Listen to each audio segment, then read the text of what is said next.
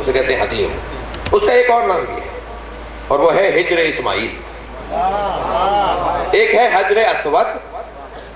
خبردار کسی کو کالا دیکھ کر حقیر مت سمجھنا. خبردار کسی کو گورا دیکھ کر امیر نہیں سمجھنا. اللہ نے 3 گوری دیواروں کو پتھر لگوائے اور ایک کالے پتھر کو بوسا لگوایا ہے.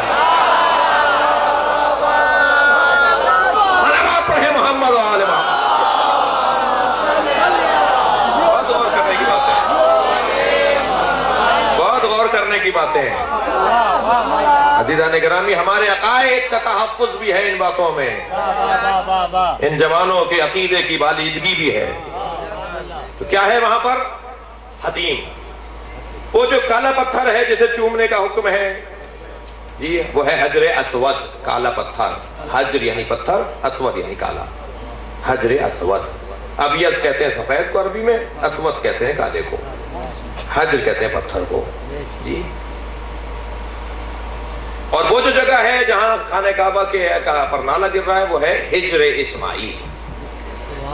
ہجر اور ہے, حجر اور ہے.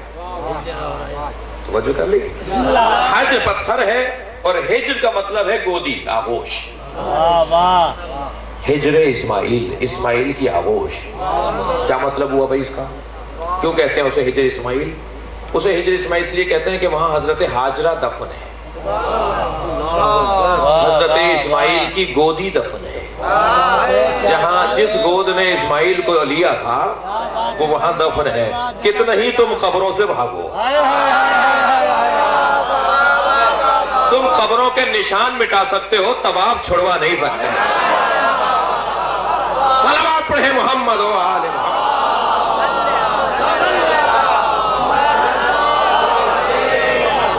وہاں حضرت اسماعیل, حضرت ابراہیم اور حضرت ہاجرہ کی قبریں ہیں. صرف حضرت ہاجرہ کی قبر نہیں ہے, وہاں حضرت اسماعیل کی قبر بھی ہے, حضرت ابراہیم کی قبر بھی ہے. اللہ نے ان نبیوں کی قبروں کو مطاف کا حصہ بنایا ہے.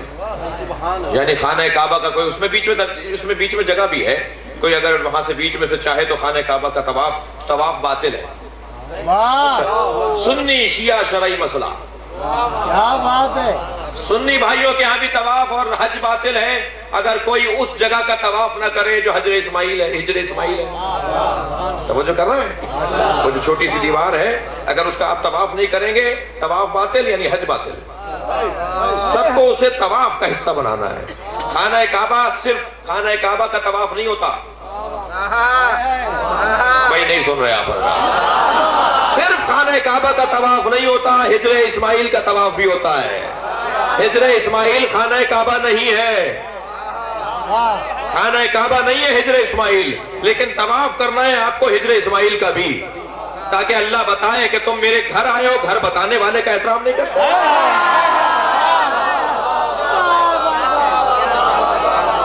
کیا بات ہے. کس نے پہنچایا ہے تمہیں مجھ تک؟ عزیزان گرامی جو لوگ وسیلے کو نہیں مانتے, نہ مانے اللہ زبردستی منواتا ہے, طواف کروا کے منواتا ہے.